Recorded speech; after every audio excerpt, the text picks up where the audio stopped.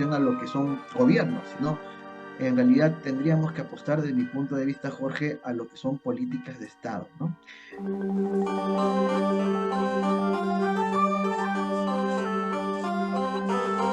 ¿Tú crees que realmente hay un día después? Porque realmente no tuvo la connotación anunciada el 19 de julio, con eso que comentábamos al principio, la toma de Lima.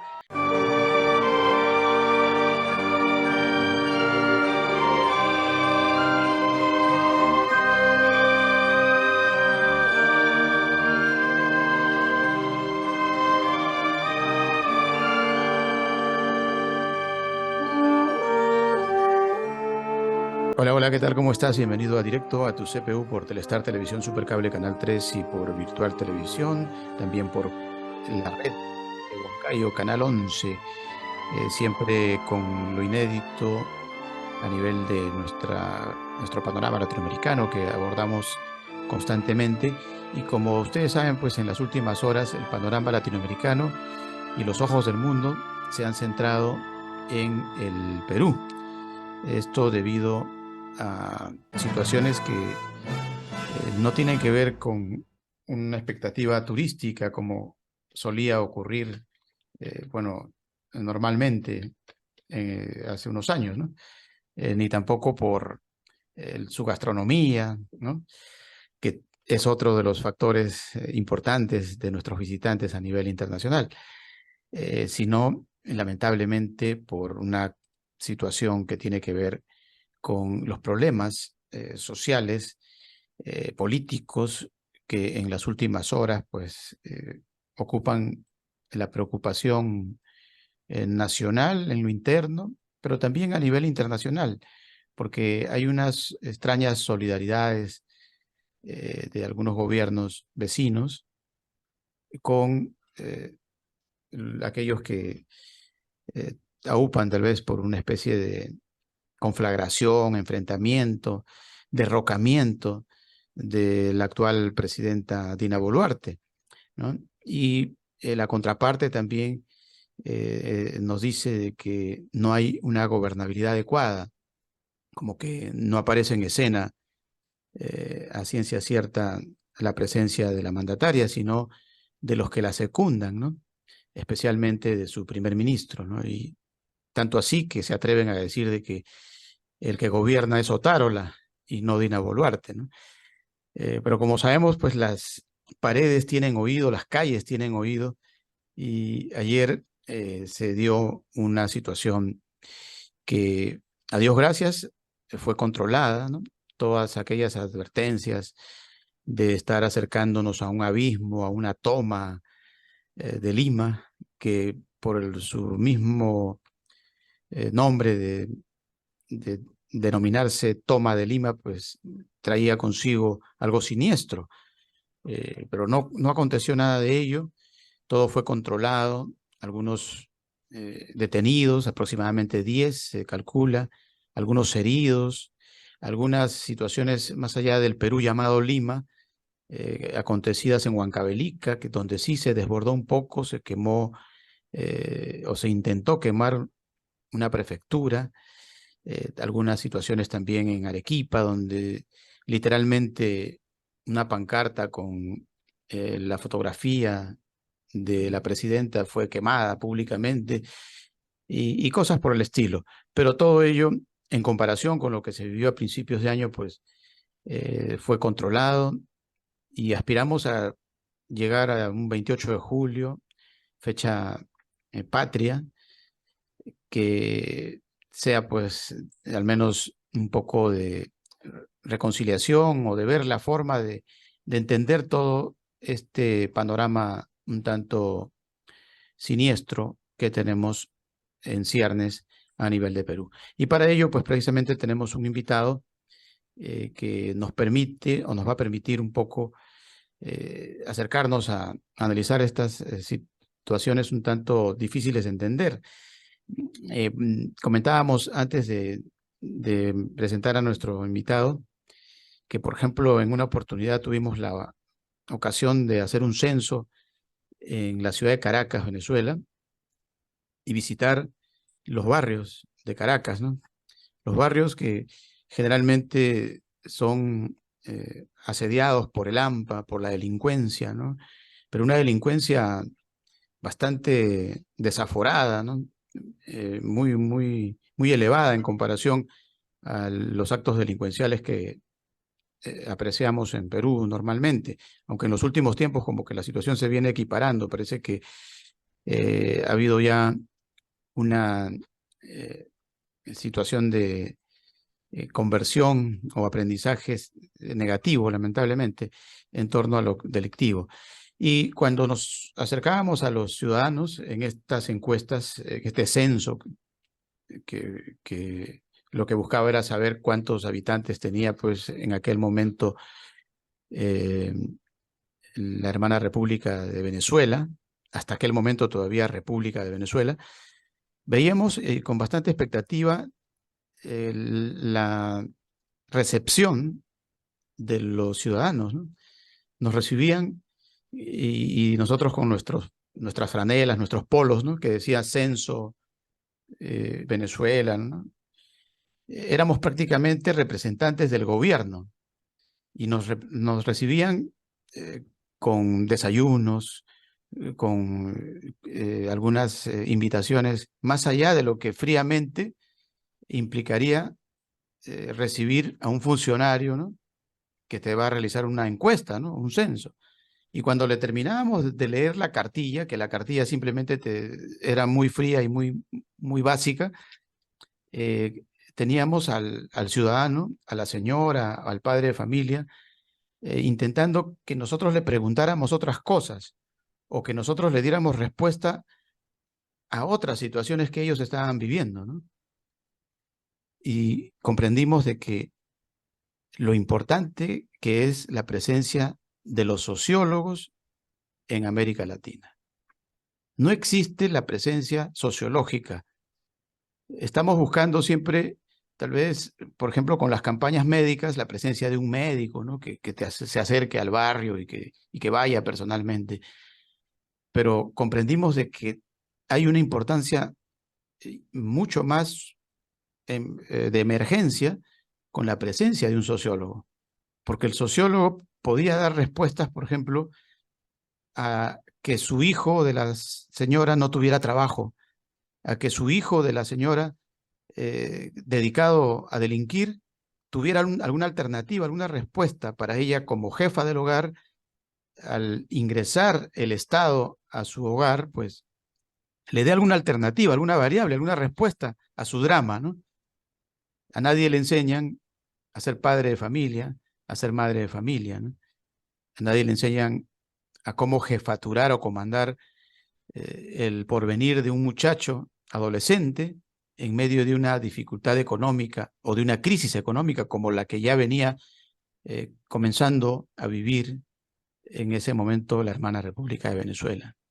Entonces, apreciamos de que no hay una valoración adecuada de lo que significa el trabajo de nuestros sociólogos. Y creemos que, por ejemplo, si nos acercamos en este instante a algún poblado de Huancavelica, de Ayacucho, de Arequipa, incluso de los conos de la ciudad de Lima, vamos a encontrar que ese ciudadano se va a alegrar ante la presencia del Estado, ¿no? A través de un sociólogo, que le dé respuesta a sus necesidades, no tanto con dádivas, sino con ejemplos prácticos de cómo salir del problema utilizando herramientas precisamente estudiadas por los sociólogos. De allí que nuestra invitación de hoy a nuestro decano del Colegio de Sociólogos del Callao, Majet Velázquez, nos parece interesante.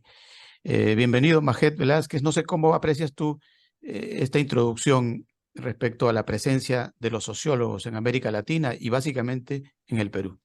Bienvenido.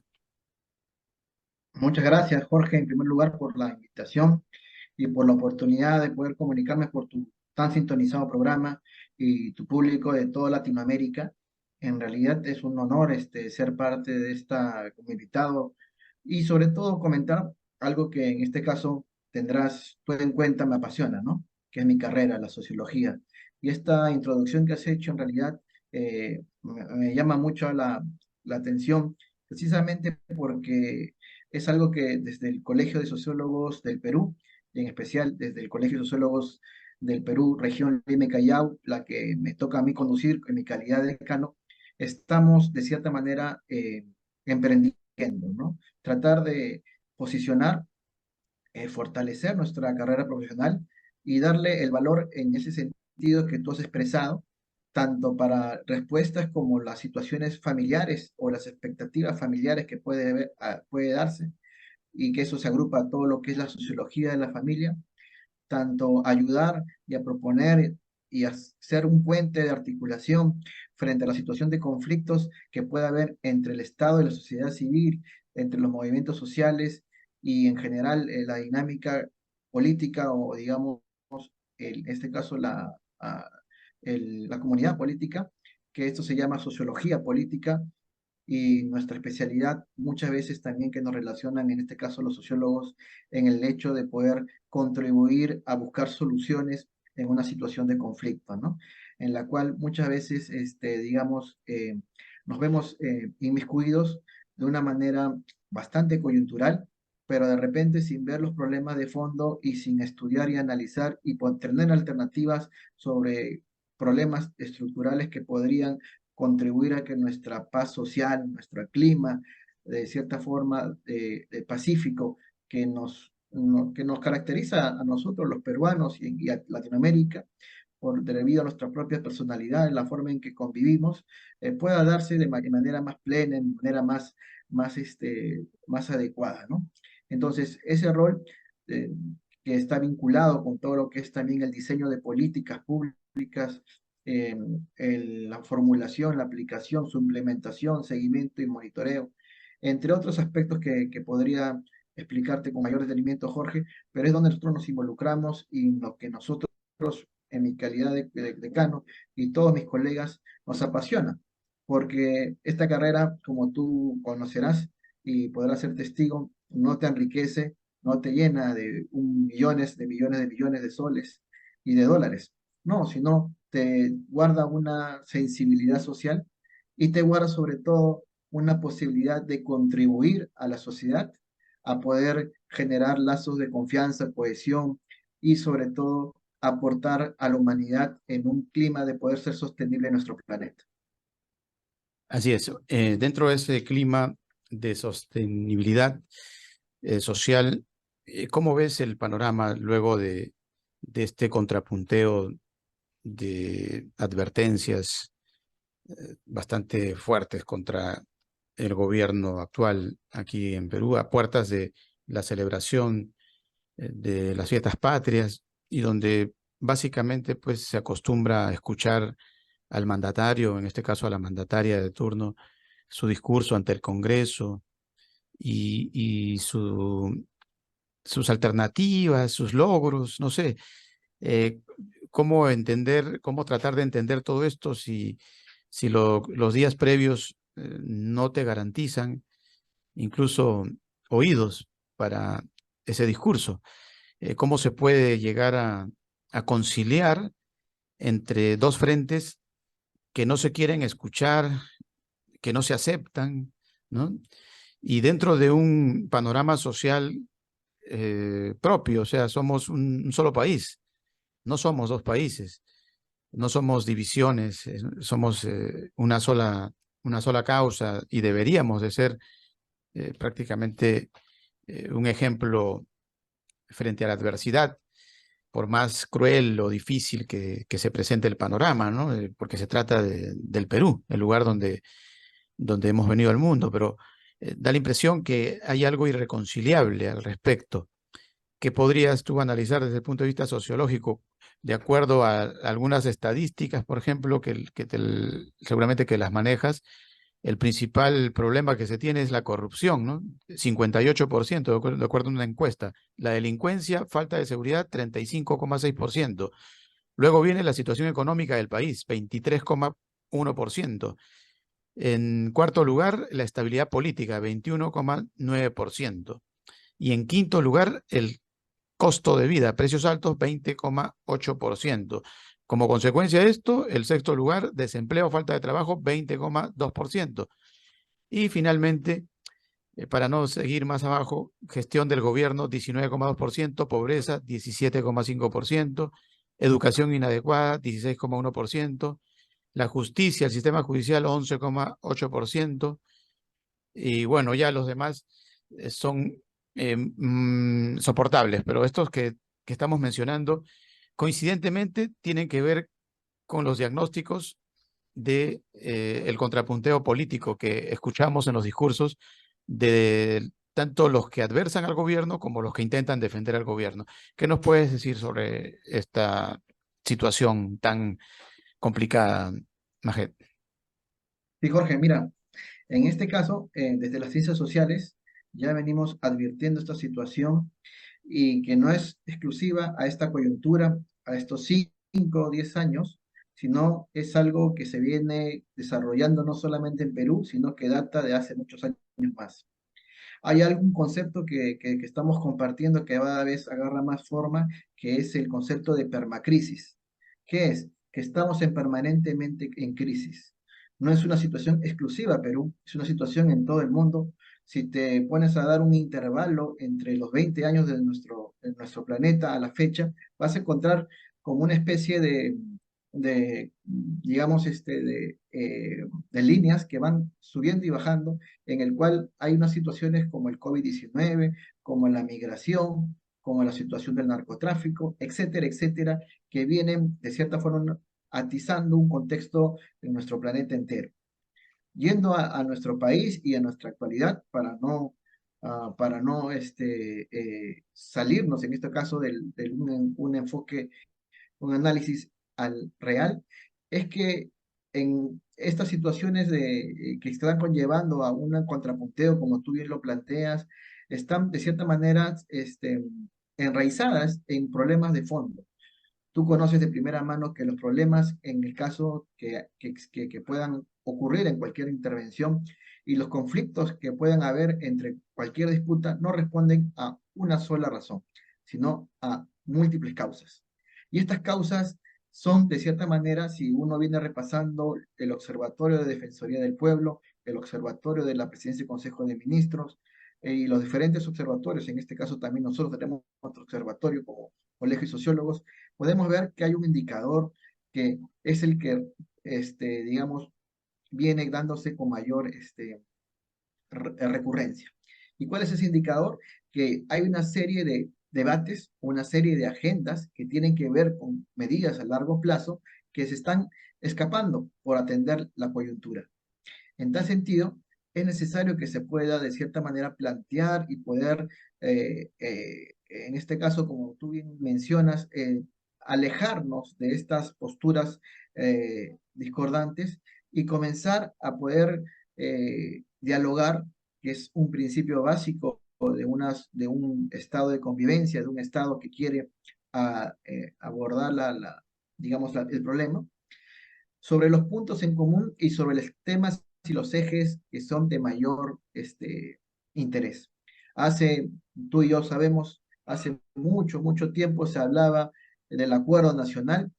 Desde acá desde hace unos 5 o 10 años ya no existe una ruta como el acuerdo nacional.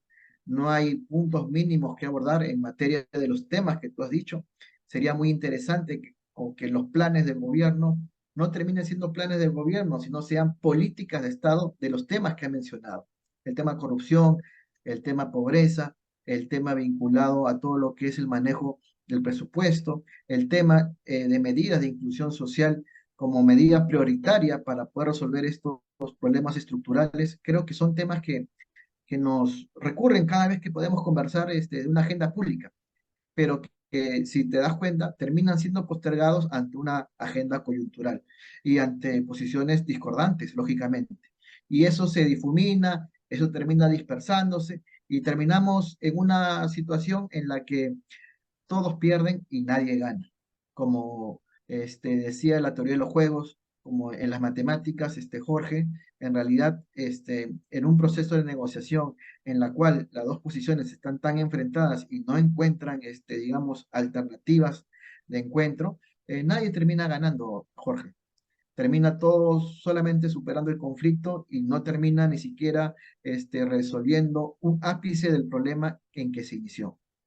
Por eso del Colegio Sociólogo del Perú, de nuestra convocatoria, de nuestra ley de creación y nuestras funciones que tenemos como espacio, queremos contribuir a hacer, en este caso, apoyar a los esfuerzos conducentes del Estado peruano, sirviendo como un puente de diálogo, de articulación entre los entes públicos, la sociedad civil, y que pueda de cierta manera contribuir a apoyar a esta situación de diálogo, sobre todo un diálogo basado en el respeto, un diálogo basado en el reconocimiento de la diversidad cultural, algo que tú lo conoces de primera mano, en especial porque nuestro país se caracteriza por tener culturas, más de 50 culturas en su territorio, en especial en el ámbito amazónico.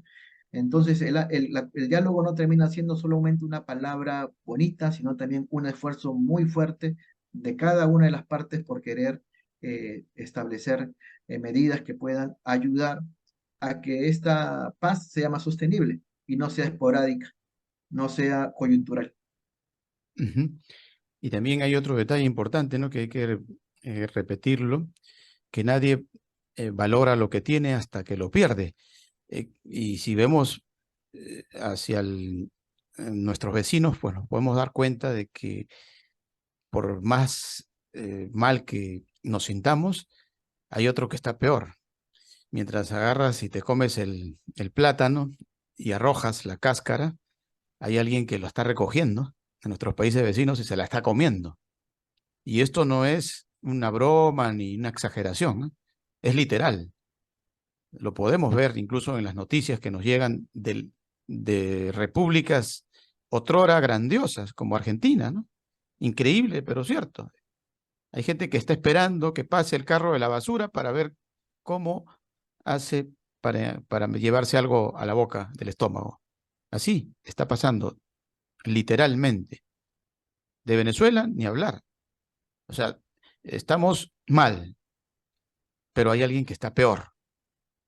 Entonces, tampoco no exageremos en las demandas que a veces las vemos, ¿no? Como tú explicas, hay un contrapunteo eh, como una especie de discusión de sordos, ¿no? Simplemente buscarla sin razón. Y cuando tú le dices, oye hermano, pero mira lo que está pasando en esos lugares donde tú quieres instituir esos cambios radicales, ¿qué les pasó? ¿Casualidad? ¿Es que simplemente es otra realidad? ¿Es que ellos lo hicieron mal y nosotros lo vamos a hacer mejor? No, cuidado con eso, porque nos podríamos jugar el destino del país, ¿no? Copiando modelos fracasados, ¿no? Entonces, por ahí también van los hilos, que la gente comprenda de que con $2 o $3 en el Perú puedes comer un menú, ¿no? O con $2 te puedes tomar un especial, un jugo bien nutritivo, pero con esa misma cantidad de dinero no lo vas a poder hacer aquí nada más en Bolivia, no lo vas a poder hacer en Quito, donde vas a tener que pagar más dólares todavía porque la economía está dolarizada. No vas a poder hacerlo en Santiago de Chile. Y si lo haces, te van a dar un vaso y no la jarra como te dan acá. O sea, hay que viajar, pero no viajar virtualmente. Hay que viajar literalmente para que te des cuenta de que lo que tienes todavía es valorable y hay que más bien luchar por conservarlo o por ver la forma, ¿no? De hacer una mejor repartición. Es verdad, hay lugares a donde no está llegando el gobierno, no está llegando la economía, no está llegando esa parte sociológica de la cual adolecemos. Poner a trabajar a los sociólogos. Tú ves un sociólogo sin trabajo. No hay trabajo para los sociólogos. Cuando en este momento lo que más se necesita sería trabajo de sociólogos. ¿Qué nos puedes decir sobre eso, Majet? Y Jorge, en realidad, vemos este panorama latinoamericano que tú nos presentas y no se me olvida de hace una semana también el hecho de que en Uruguay no había agua en un momento determinado, ¿no? Ujú. Salió la noticia, creo que fue bastante difundida, ¿no? estamos en perspectiva, le estamos viendo que va a aumentar por 2 o 3 veces más la población al 2050 del planeta Tierra. Y cuánta comida tendríamos que hacer para poder hacer sostenible ese planeta, ¿no? En relación. Y cuántos terrenos, por ejemplo, parte de la África subsahariana se está convirtiendo ya en desierto y ya no podría dar alimentación.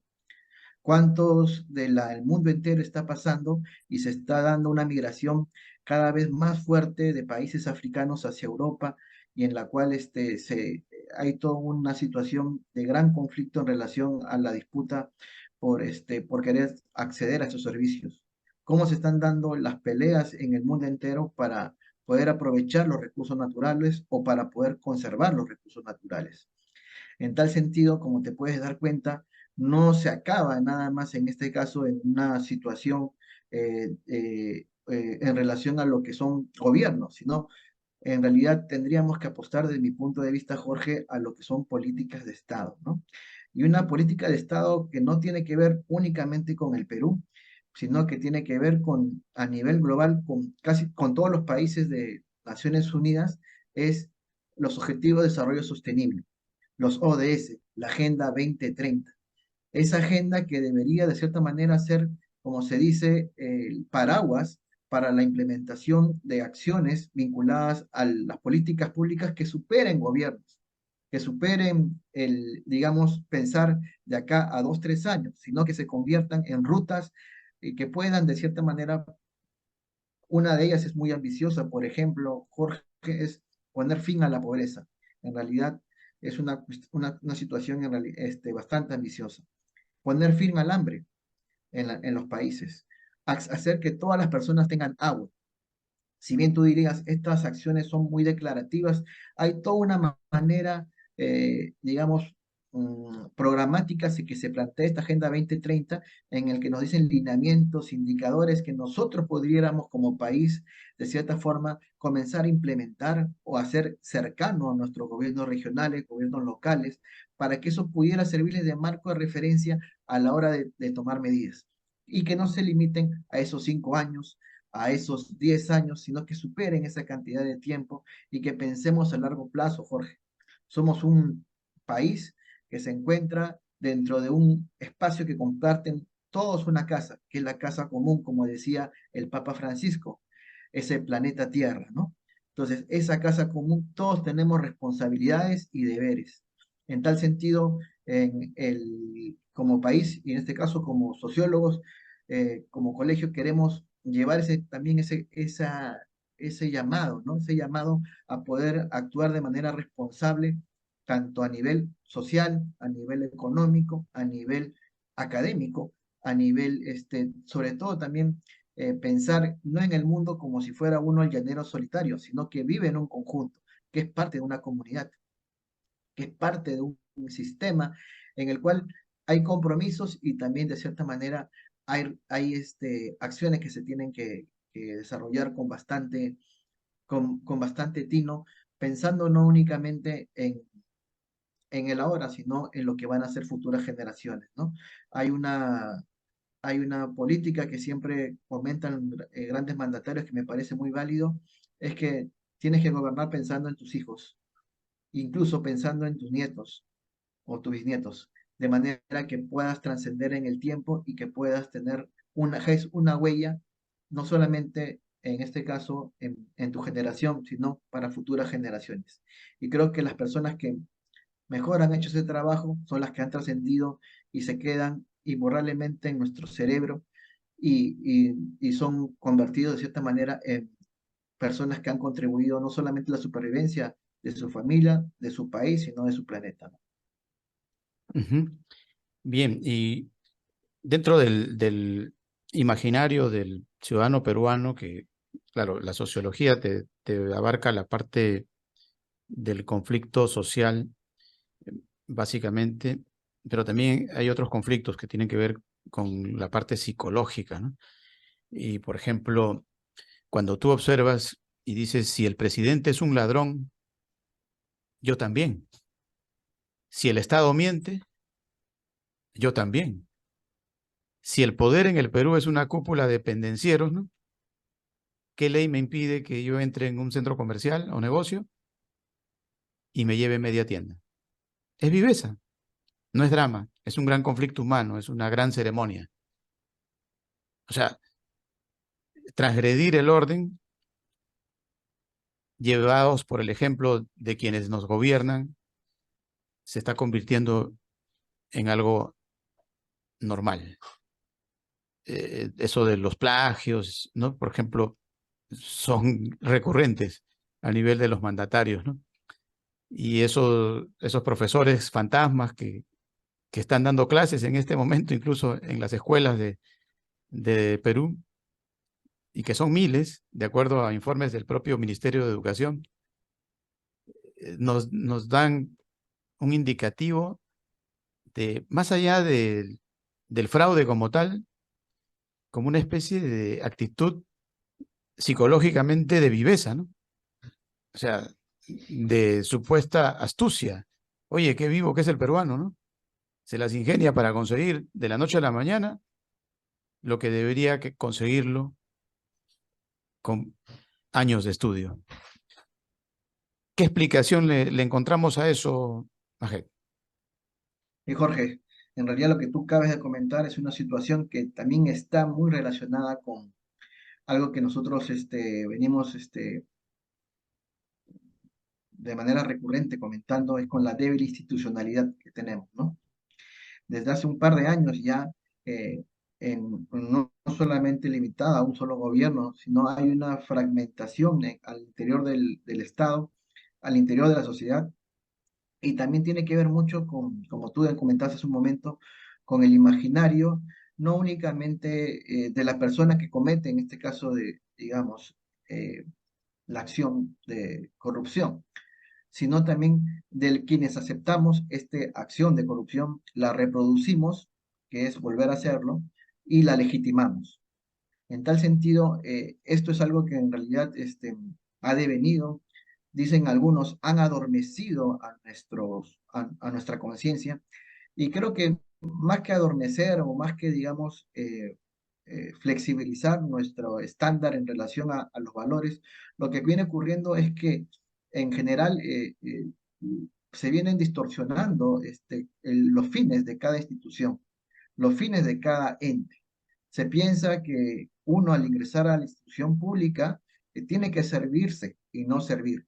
Y ese principio lo repiten de manera muy argumentativa muchas personas, pero al fin y al cabo no termina dándose en la realidad. Y es algo que como ciudadanos aceptamos y decimos, bueno, con tal que haga algo, que avance nomás, ¿no? Pero no, eso es algo que en realidad debió ser una, digamos, un sine qua non. Si la persona no es una persona que realmente, en este caso, que refleje seriedad, que refleje, de cierta manera, un comportamiento ético, por más resultados que tenga, tiene que ser, de cierta manera, sancionado de esta manera social y no ser elegido por la voluntad. Lógico que todo esto se ha ido distorsionando, se ha ido cambiando, son otras reglas de juego, las reglas de juego también ha ido variando y de cierta manera esta visión tan pragmática de las cosas se ha impregnado en nuestras instituciones y en nuestro mismo imaginario. Cosa que no tiene que decir que esté bien o que esté mal, sino que simplemente tiene que llamarnos la atención para poder ver cómo podríamos a futuro de cierta manera, plantearnos acciones o límites de cómo poder manejar esto, ¿no? Y en relación a esto que tú decías, y para poner de cierta manera candados, es muy oportuno, digamos, una propuesta desde la veeduría o de la participación de la sociedad civil. Creo que eso es innegable. Pero creo que también algo que contribuye mucho es poder tener una ruta clara de cómo queremos el país, cómo queremos insertarnos en esta sociedad como Perú. Y eso nos puede dar, lógicamente, un plan de gobierno que esté bien hecho, sí, pero que al final y al cabo tú y yo sabemos que al final termina haciendo otra cosa los gobernantes, pero sí, si se basan digamos, en acuerdos, en visiones compartidas del mundo, como pueden ser estos Agenda 2030 que te comento, estos objetivos de desarrollo sostenible, que podrían de cierta manera ayudar a que esos límites que a veces, no a veces, sino recurrentemente se sobrepasan, comiencen a tener menos distancia o oportunidad de hacer, ¿no? Eh, en realidad, como ciudadanos, tenemos todas las herramientas para poder ejercer nuestra acción de control. Sí, sin embargo, es algo que lo hemos venido postergando, básicamente porque hemos caído también en esta situación de análisis más utilitario, ¿no? Pero sin embargo, creo yo que a pesar de ello, tenemos toda la oportunidad para poder seguir no diciendo, bueno, ya está hecho y nos fundimos, sino tener la aspiración, tener la motivación en general de poder construir una sociedad más justa, una sociedad más equilibrada, una sociedad donde todos nos podamos respetar, donde no uno se superponga sobre otro, sino más bien haya un diálogo permanente. Y creo que eso lo podemos construir diariamente, ¿no?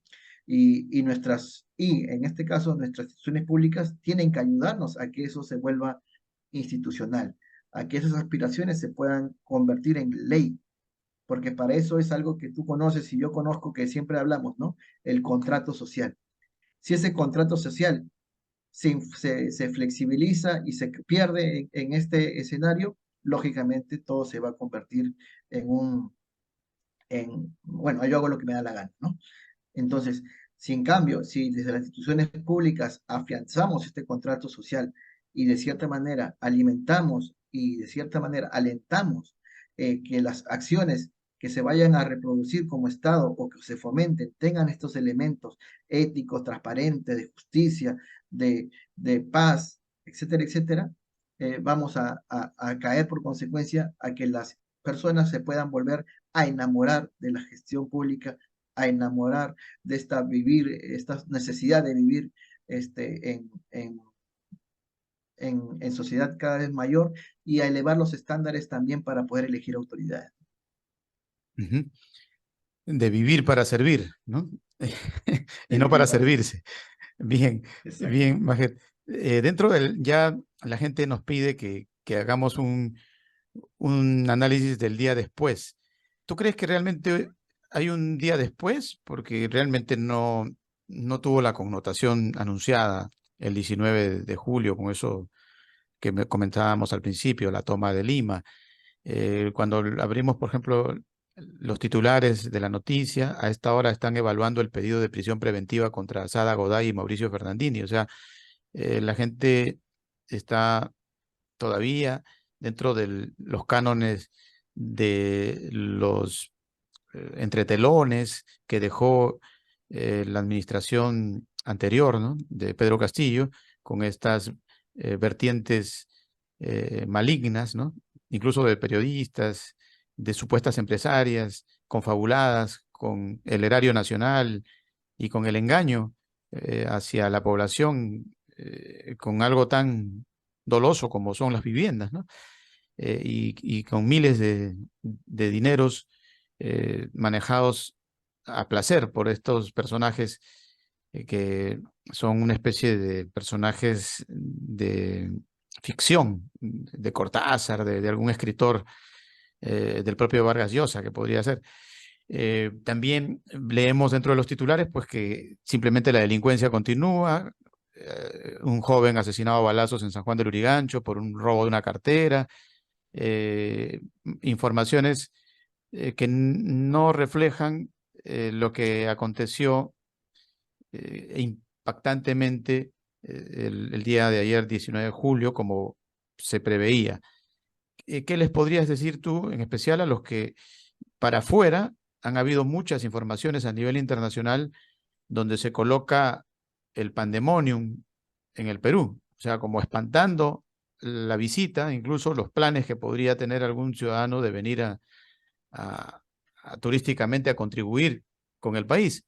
Pero la noticia que se maneja, porque lamentablemente tenemos operadores maquiavélicos, ¿no? Que le juegan mal al Perú y que hacen de que este tipo de información se tergiverse para afuera, pues sí hubo un caos y prácticamente no se sabe lo que va a pasar en los próximos días previos al 28 de julio. ¿Tú crees que estemos ante eso? O tal vez silenciosamente todavía hay planes por ahí que podrían llegar a la próxima semana a sorprender o dar una sorpresa al régimen de Otárola, más allá de Dina Boluarte. Sí, en realidad, como tú bien dices, el día después, ¿no? Y lógicamente el día después va a estar lleno de aspectos que tienen una vinculación directa con nuestro pasado, ¿no?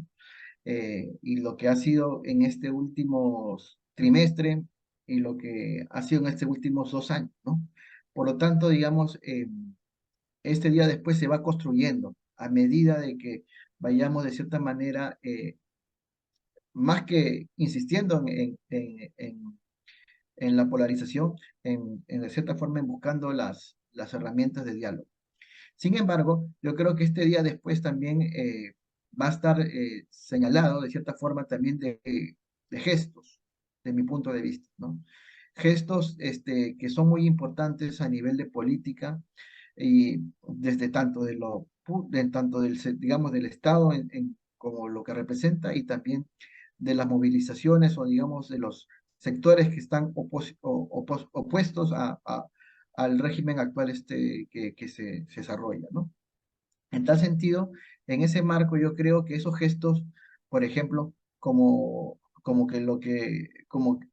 que puede relacionarse ya no tanto a un enfrentamiento, sino a una convocatoria de una plataforma que pueda de cierta manera eh, reunir a distintos eh, sectores y que pueda de cierta forma a- a- agrupar a los,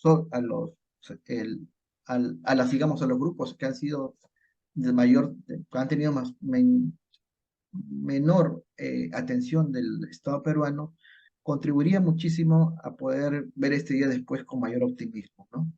Em, Siempre te decía hace un minuto, recordando, nosotros hemos visto de primera mano lo que ha sido el acuerdo nacional, que ya en este contexto actual no sé qué tan pertinente y tan idóneo es, pero sí la generación de un espacio que puede involucrar a actores son sumamente importantes en este diálogo, ¿no?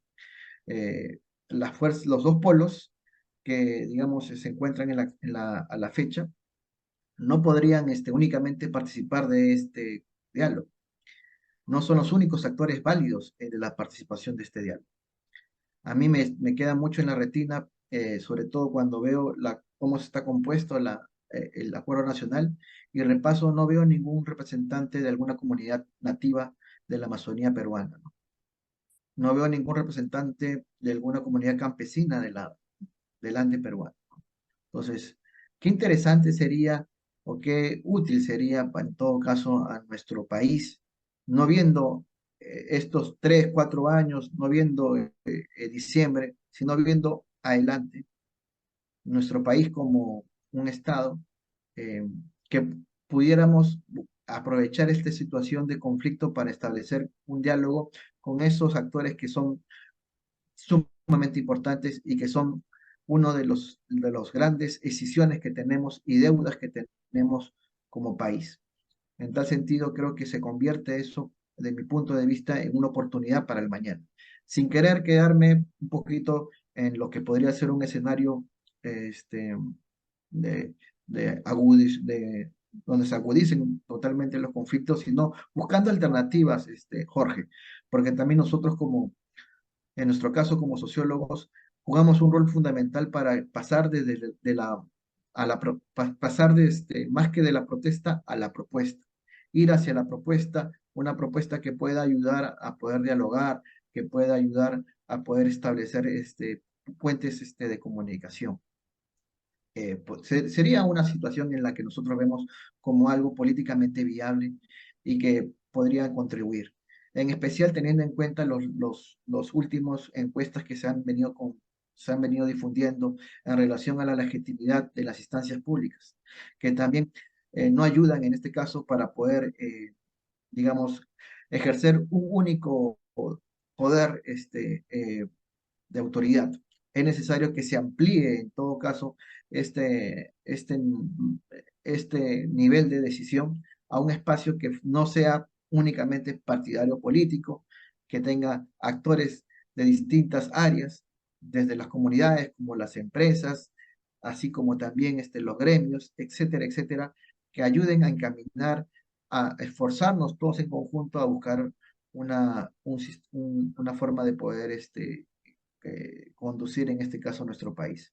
Tú comentabas de experiencias de otros países y creo que un poco recogiendo eso también en estos espacios en el que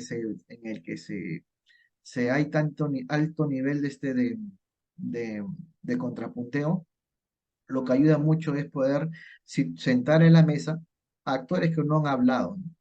Que han estado callados y que precisamente son los que necesitan hablar y comentar sobre el hoy, sobre la portada del día de hoy, que tú comentabas, que son Ujú, los niveles de inseguridad, los niveles altos que pueden haber de corrupción, etcétera, etcétera, ¿no? Y esos ujú. actores es necesario que puedan estar en esta mesa sentados junto con cada uno de los dignos representantes que existen en la actualidad. Bien, bueno, ya para ir cerrando, eh, nos indican pues que al agresor lo conocemos, ¿no? Tiene que ver con nuestra historia, tiene que ver con la corrupción, tiene que ver con la desestabilización de los valores, tiene que ver con la sociedad peruana que le otorga a todos los peruanos, o que no le otorga a todos los peruanos los mismos derechos, ¿no? Porque si tuviéramos todos los mismos derechos, pues creo que no pasarían este tipo de reclamos, de contrapunteos, de divisiones. Uno pertenece a una circunstancia que a veces nos cuesta entender, ¿no? Frente a la agresión constante, ¿no? que tenemos. eh, por ejemplo, estas agresiones tienen que ver incluso con agresiones más allá de la política, eh, defendernos de situaciones como, por ejemplo, tener un Estado que a veces no te explica por qué hay agresiones en los impuestos, en el consumo de agua, de luz, de teléfono, eh, alterando las tarifas, es decir, agresiones constantes de diferentes puntos y todos emergen del Estado como tal, ¿no? O sea, el agresor es de alguna manera el gobierno y lo vemos directamente en cada acción ciudadana, ¿no?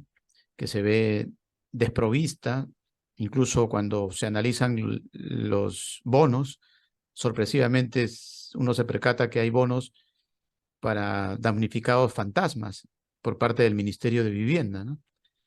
Y hay miles de damnificados en el norte del país que les preguntan, oye, ¿y a ti te han dado bono? No, no sabe lo que es eso porque no hay quien lo gestione. Y los gestores están con direcciones eh, que no han sido damnificadas. O sea, una vez más, la confabulación entre la corrupción perfecta, porque tienes tú incluso como ministra a alguien que lleva un apellido emblemático, ¿no? Pérez de Cuellar, ¿no? Y te guías incluso por el apellido y piensas que todo va bien solo por el apellido, pero no es así. Ahí está la corrupción también. Entonces, eh, ya para finalizar, ¿qué mensaje de esperanza le darías tú al que con todo este panorama, pues le cuesta creer, ¿no? Le cuesta levantar cabeza, le cuesta llegar a este 28 de julio y abrazarse con su familia patrióticamente, ¿no? Como diría César Vallejo, con su patriótico peinado. ¿Mm? Porque sí creo que en este caso, como tú bien dices, ¿no? No perder en esta situación de esperanza de país. Somos un país rico culturalmente. Tenemos, como decía, más de 50 pueblos, culturas distintas. Somos uno de los pocos países que podemos jactar de tanta diversidad cultural. Somos uno de los países que gozamos, a través de esas culturas tenemos unas posibilidades grandísimas de poder tener una gastronomía tan deliciosa como la tenemos y reconocida a nivel mundial. Entre tantas cosas relacionadas también con nuestro bienestar, como decía Raimondi, ¿no? Con nuestros recursos naturales, que ojo, son agotables, no son inagotables. Y la responsabilidad de nosotros y cada uno, no únicamente el Estado, en poder cuidarlos y conservarlos. Y asimismo, tanto más podría yo comentar, en la cual yo creo que este 28 de julio, que vamos a celebrar un año más de independencia en el país, nos veamos como país diferente pero unido. Cada uno ciertamente conserva y guarda una forma de entender al país y una manera de juiciarlo, si quieren, o también de levantarlo y de sentirse orgulloso. Entonces, tratemos de ser en este caso eh, solidarios con nosotros mismos y con nuestros compatriotas, y ver en nuestro país como un proyecto, no como dicen en muchos lugares, un proyecto fallido, todo lo contrario, como un Estado que puede estar de cierta manera permanentemente mejorado, ¿no? Esa esperanza guardo yo, y ese mensaje quisiera compartir con con tu audiencia, que es bien masiva, porque pienso que desde el Colegio de Sociólogos del Perú tenemos la esperanza de que cada uno de los compatriotas que conforman este país somos una oportunidad para volverlo cada vez un lugar más pacífico, más seguro, y sobre todo en la que podamos todos respetarnos y podernos sentirnos orgullosos. Así que vamos con fe, vamos con la esperanza de poder construir juntos, y desde nuestra institución, como te decía, estamos gustosamente dispuestos a poder participar en estos procesos de colocar en la agenda pública temas de fuerte discusión, en la cual encontremos soluciones y no más discusiones.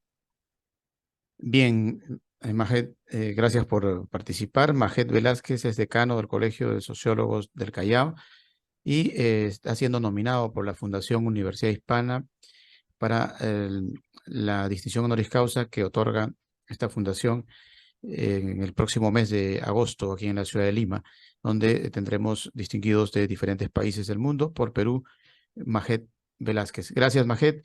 Feliz 28, a pesar de las circunstancias que nos circundan, pero creo que, como les decía, nadie valora lo que tiene hasta que lo pierde. Hay que valorar lo que tenemos. A pesar de todas las situaciones adversas, hay situaciones todavía por qué sentirnos orgullosos y tranquilos, porque hay hermanos que andan mucho más desvalidos que nosotros. Así es que tranquilo, que el equipo va a ganar a largo plazo. Bueno, recuerden, la cita es por Telestar Televisión Supercable Canal 3, también por la red Canal 11 de Huancayo y por Virtual Televisión. Que todo sea felicidad y, como siempre, a sonreír. Gracias, Majet. Chao. Un placer. Chao, Jorge. Señor Val.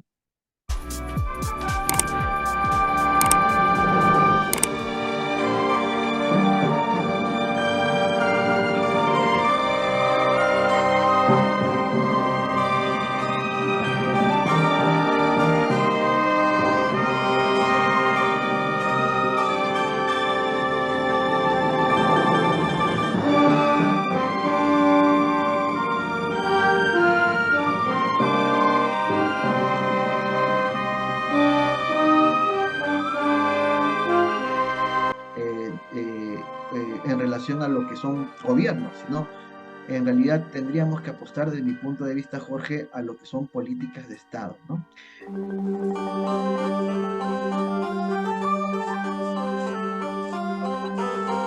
¿Tú crees que realmente hay un día después? Porque realmente no tuvo la connotación anunciada el 19 de julio, con eso que comentábamos al principio, la toma de Lima.